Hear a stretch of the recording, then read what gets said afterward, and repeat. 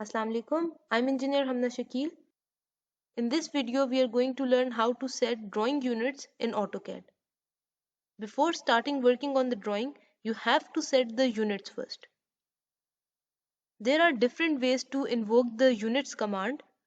The first one is to type the command. The command for setting units is units.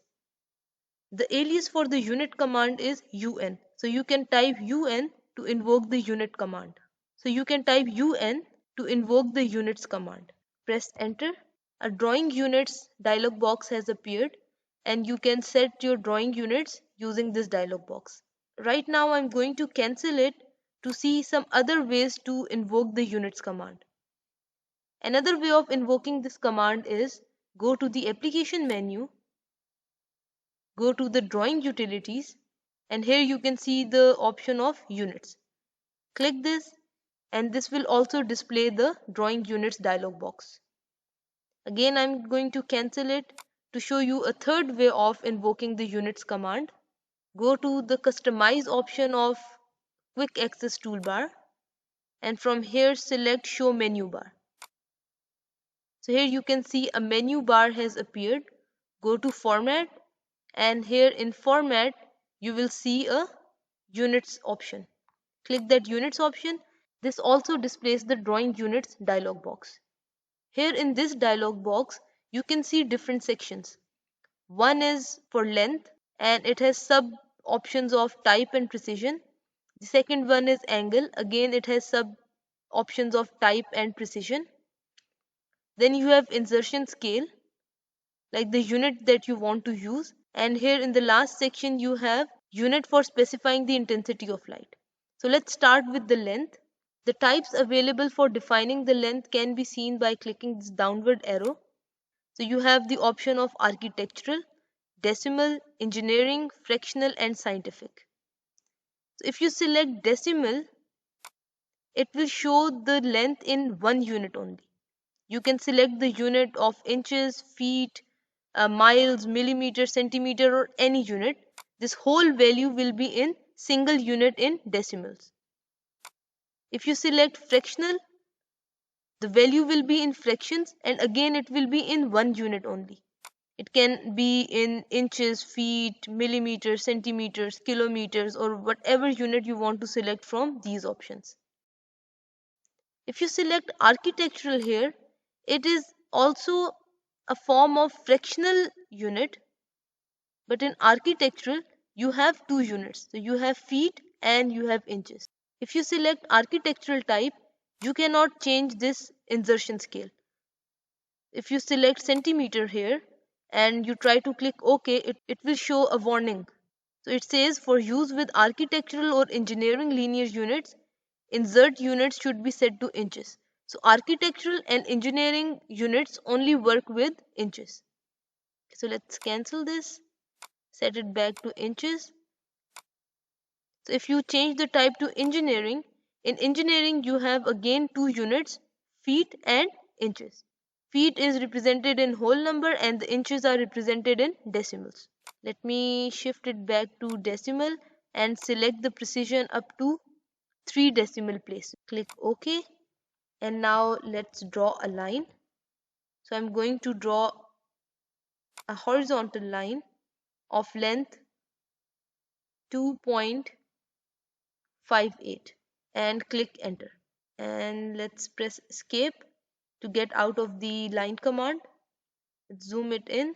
So this is a line of length 2.58. Let's try to measure this line using the distance measurement command, and the alias for distance measurement is di. So type di, click enter. It is asking you to specify the first point, so I'll specify this first point, then I'll specify this second point. So you can see the value is 2.580. The value that we typed was 2.58, but because we have set the precision to 3 decimal places, it will show value in 3 decimal places.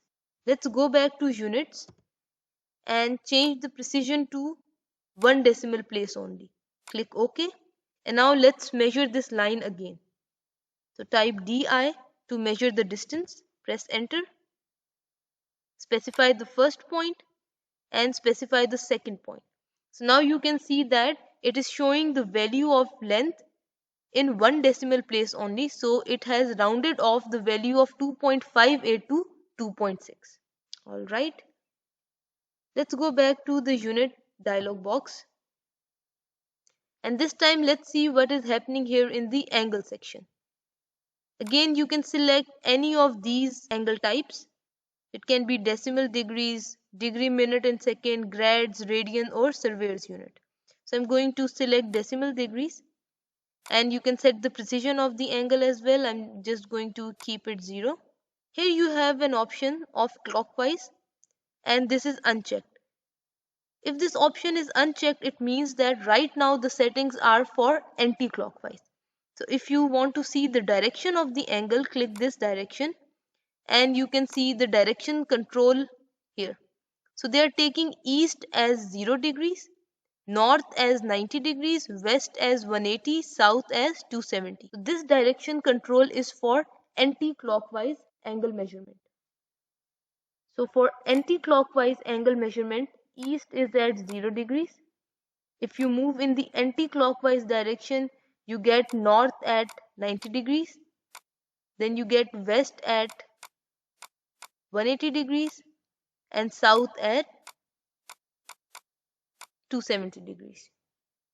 And when you go back from south to east, you get 360 degrees, which is equal to 0 degrees. If you change this value to clockwise, click this. Now let's see what is happening in the direction. So if you see here, east is still at 0 degrees. AutoCAD takes east as a reference line. North is at 270, west is at 180 and south is at 90 degrees. So let's see what is happening here. So east is at 0 degrees, south is at 90 degrees, west is at 180 degree and north is at 270 degrees. So this is the clockwise measurement of angle, and this one is the anti-clockwise measurement of the angle. So it is up to you which option you want to select for this angle. Once you have set the units as per your requirement, click OK and you're good to start your drawing.